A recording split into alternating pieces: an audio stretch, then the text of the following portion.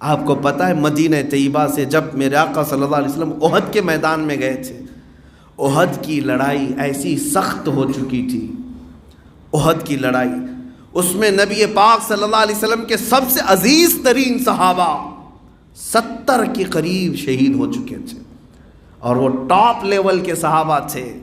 جس میں حضرت امیر حمزہ ہے جو حضور کے باڈی گارڈ کی طرح رہتے ہیں،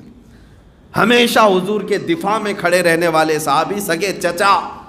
حضور کی آنکھوں کے سامنے ان کے سینے پر نیزہ مارا گیا جو ان کی پیٹھ سے نکلا، اور ان کے سینے کو چیر کر کے ان کا کلیجہ چبایا گیا تھا۔ عبداللہ بن جہش، حضور پاک صلی اللہ علیہ وسلم کے چہیتے صحابی، جنگ بدر، جنگ احد میں جن کے جسم کے 80 ٹکڑے کر دیے گئے تھے، اور ایک ایک ٹکڑے کو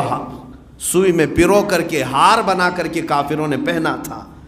اسی جنگ میں حضرت مصعب بن عمیر جو رسول اللہ صلی اللہ علیہ وسلم کے سفیر تھے، ترجمان، ایمبیسیڈر، بادشاہوں تک اسلام کی تبلیغ پہنچانے والا کام کرتے تھے، وہ شہید ہوئے تھے۔ مین ارکان حضرت سعد ابن ربی جو حضور صلی اللہ تعالیٰ علیہ وسلم کے قریبی صحابی، حضور پاک ہر وقت ان کو پکارا کرتے تھے۔ انس بن نذیر جو رازوں کے مالک تھے،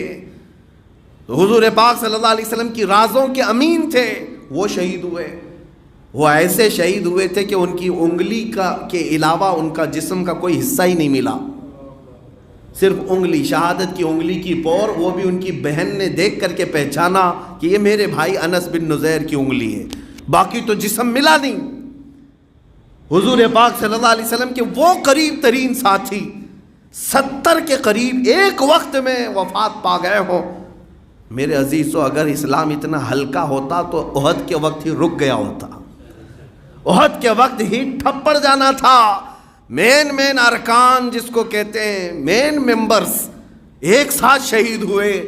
لیکن جنگ احد میں امیر حمزہ شہید، مصعب بن عمیر شہید، عبداللہ بن جہش شہید، سعد ابن ربی، انس بن نذیر رضی اللہ تعالیٰ عنہ مجمعین، بڑے بڑے صحابہ شہید ہوئے، لیکن دوسری فجر کے وقت میرے آقا مسجد نبوی میں حاضر تھے،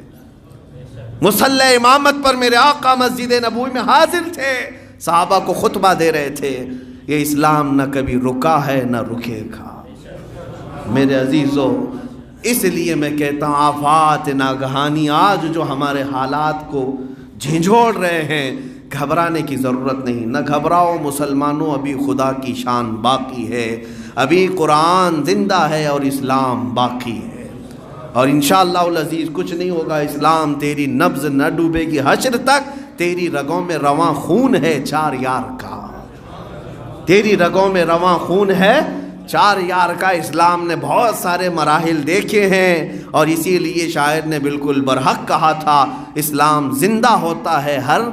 کربلا کے بعد، اسلام زندہ ہوتا ہے ہر کربلا کے بعد۔ قربانیاں دینی ہوں گی، ان مصائب کا سامنا کرنا ہوگا، جب مصیبتیں زیادہ آ جائیں تو گھبرانا نہیں، حضور کی سیرت پڑھ لینا، حضور پاک کی سیرت پڑھنا، اور قرآن سچ کہتا ہے ان سے بہترین آئیڈیل کوئی ہو ہی نہیں سکتا ہمارے لیے۔ وہ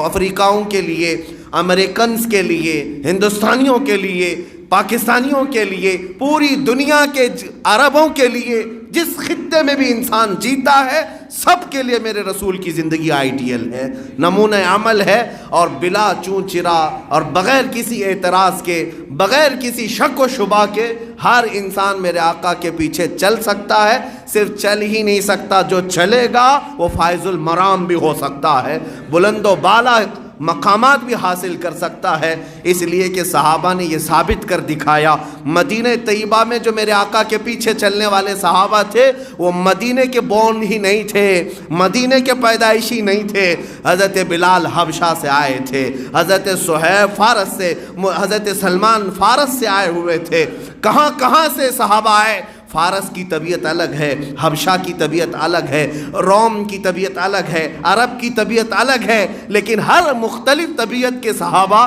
مدینے میں آئے، میرے آقا کے پیچھے چلے، اور پھر اس کے بعد سب کا نعرہ یہی تھا، جب تک بکے نہ تھے تو کوئی پوچھتا نہ تھا،